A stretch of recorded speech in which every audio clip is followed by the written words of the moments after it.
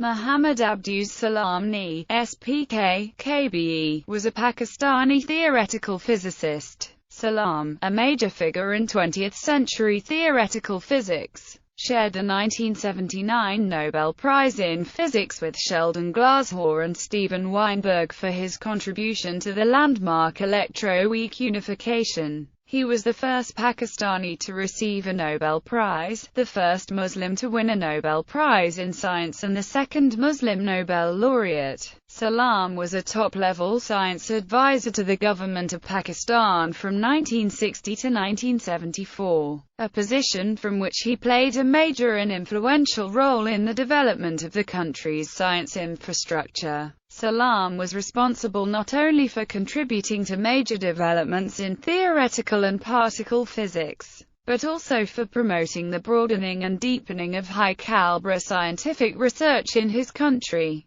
He was the founding director of the Space and Upper Atmosphere Research Commission, and responsible for the establishment of the Theoretical Physics Group in the Pakistan Atomic Energy Commission. As science advisor, Salam played an integral role in Pakistan's development of the peaceful use of nuclear energy, and may have contributed as well to development of atomic bomb project of Pakistan in 1972. For this, he is viewed as the scientific father of this program. In 1974, Abdus Salam departed from his country, in protest, after the Pakistan Parliament passed a controversial parliamentary bill declaring the Ahmadiyya community as not Islamic. In 1998, following the country's nuclear tests, the government of Pakistan issued a commemorative stamp, as a part of Scientists of Pakistan, to honor the services of Salam. Salam's major and notable achievements include the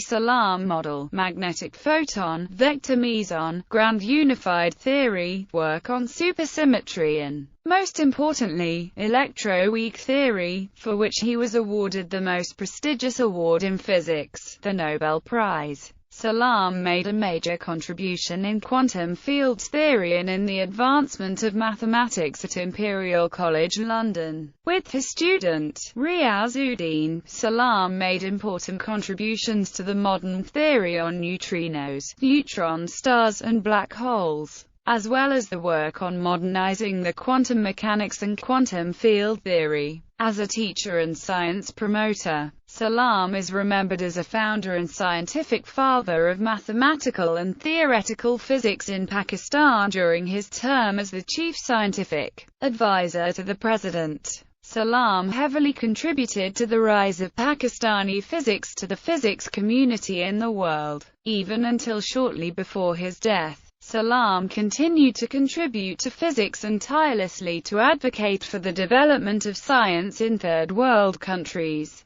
Biography. Youth and education. Abdus Salam was born to Chaudhry Muhammad Hussain and Hajira Hussain, into an Ahmadi Muslim Punjabi family. Chaudhry Muhammad Hussain was Jat and Hajira a Kakazai. His own grandfather, Gul Muhammad, was a religious scholar apart from being a physician. Salam's father was an education officer in the Department of Education of Punjab state in a poor farming district. Salam very early established a reputation throughout the Punjab and later at the University of Cambridge for outstanding brilliance and academic achievement. At age 14, Salam scored the highest marks ever recorded for the matriculation examination at the Punjab University. He won a full scholarship to the Government College University of Lahore, Punjab State. Salam was a versatile scholar, interested in Urdu and English literature in which he excelled, but he soon picked up mathematics as his concentration. Salam's mentor and tutors wanted him to become an English teacher, but Salam decided to stick with mathematics as a fourth-year student there. He published his work on Srinivasa Ramanujan's problems in mathematics, and took his BA in mathematics in 1944. His father wanted him to join Indian civil service. In those days, the Indian civil service was the highest aspiration for young university graduates, and civil servants occupied a respected place in the civil society. Respecting his father's wish, Salam tried for the Indian Railways but did not qualify for the service as he failed the medical optical tests because he had worn spectacles since an early age. The results further concluded that Salam failed a mechanical test required by the railway engineers to gain a commission in Indian Railways, and moreover that Salam was too young to compete for the job. Therefore, Indian Railways rejected Abdus Salam's job application. While in Lahore, Abdus Salam went on to attend the Graduate School of Government College University. He received his MA in Mathematics from the Government College University in 1946. That same year, he was awarded a scholarship to St John's College, Cambridge, where he completed a BA degree with double first-class honours in mathematics and physics in 1949. In 1950, he received the Smith's Prize from Cambridge University for the most outstanding pre-doctoral contribution to physics.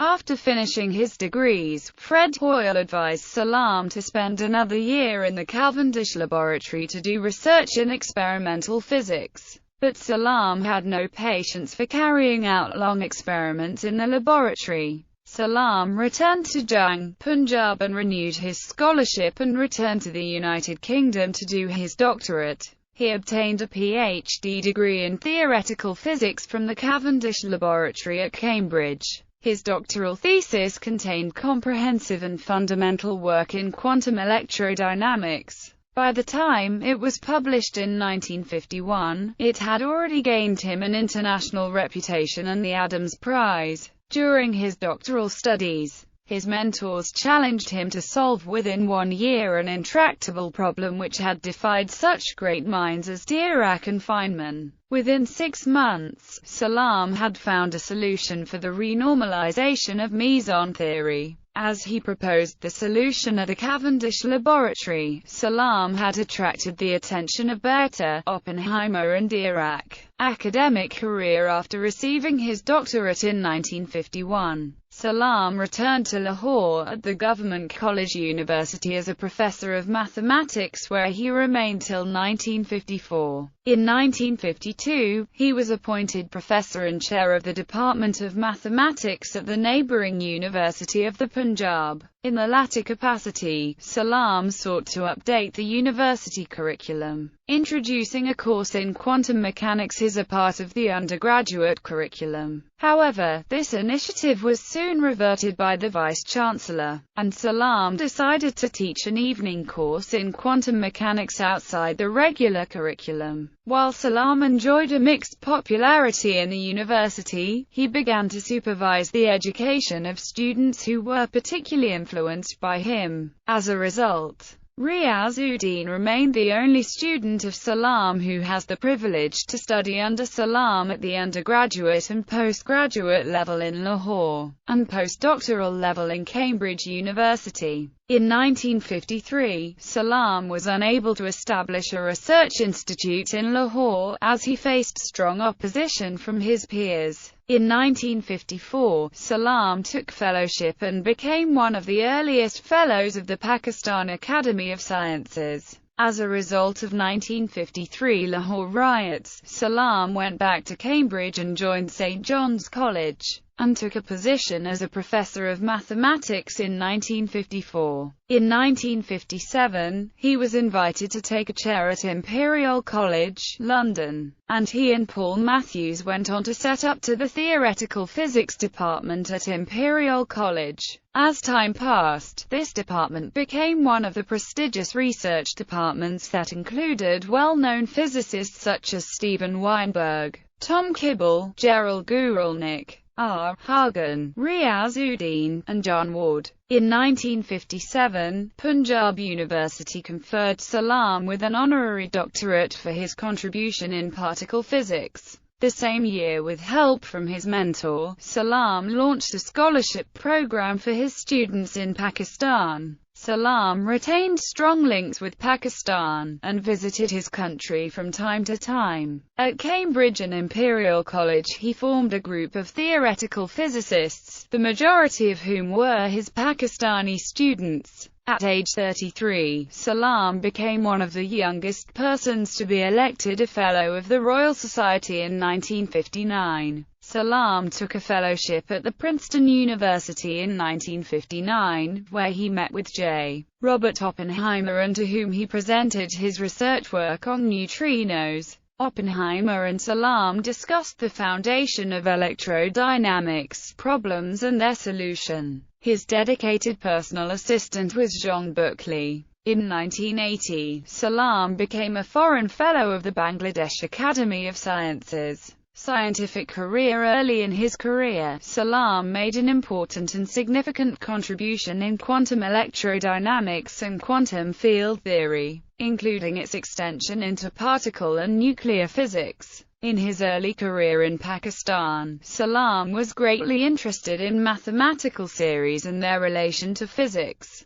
Salam had played an influential role in the advancement of nuclear physics, but he maintained and dedicated himself to mathematics and theoretical physics and focused Pakistan to do more research in theoretical physics. However, he regarded nuclear physics as a non-pioneering part of physics as it had already happened. Even in Pakistan, Salam was the leading driving force in theoretical physics in Pakistan. With many scientists he continued to influence and encourage to keep their work on theoretical physics. Salam had a prolific research career in theoretical and high-energy physics. Salam had worked on theory of the neutrino, an elusive particle that was first postulated by Wolfgang Pauli in the 1930s. Salam introduced chiral symmetry in the theory of neutrinos. The introduction of chiral symmetry played a crucial role in subsequent development of the theory of electroweak interactions. Salam later passed his work to Riaz-ud-Din, who made pioneering contributions in neutrinos. Salam introduced the massive Higgs bosons to the theory of the Standard Model, where he later predicted the existence of proton decay. In 1963, Salam published his theoretical work on the vector meson. The paper introduced the interaction of vector meson, photon, and the renormalization of vector mesons known mass after the interaction. In 1961, Salam began to work with John Clive Ward on symmetries and electroweak unification. In 1964, Salam and Ward worked on a gauge theory for the weak and electromagnetic interaction, subsequently obtaining SU times U model. Salam was convinced that all the elementary particle interactions are actually the gauge interactions.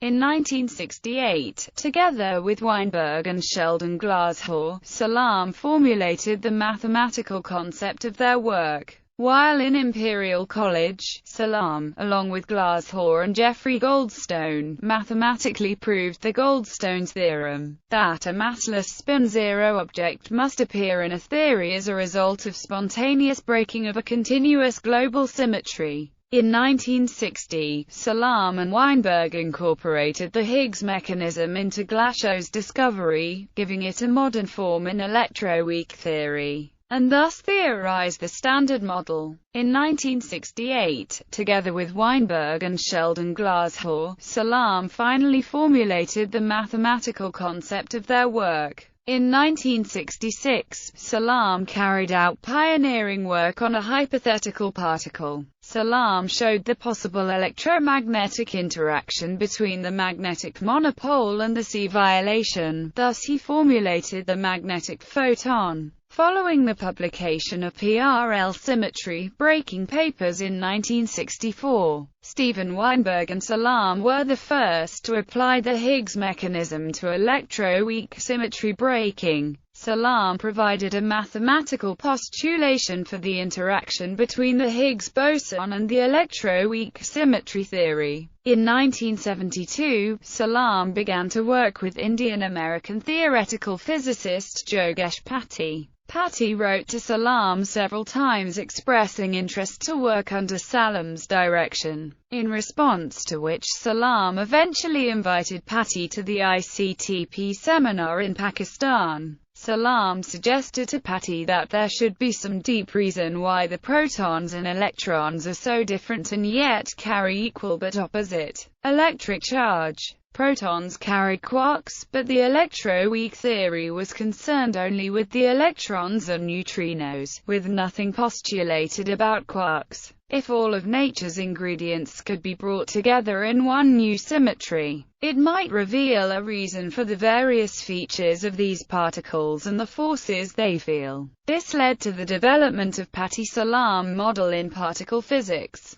In 1973, Salam and Jogesh Patti were the first to notice that since quarks and leptons have very similar SU times U representation content, they all may have similar entities. They provided a simple realization of the quark-lepton symmetry by postulating that lepton number was a fourth color, dubbed violet.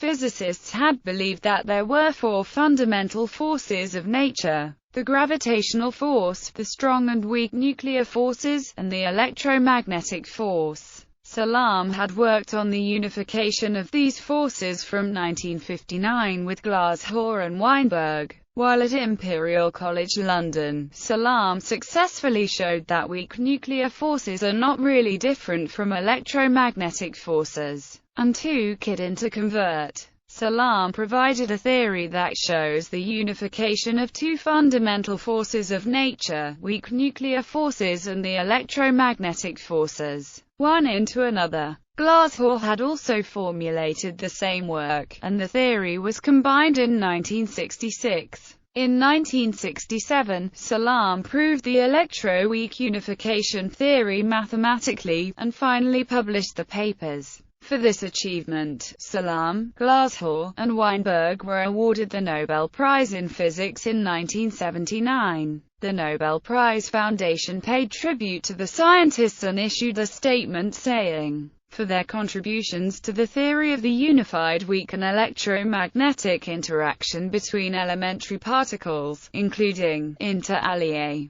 the prediction of the weak neutral current. In the 1970s, Salam continued trying to unify forces by including the strong interaction in a grand unified theory.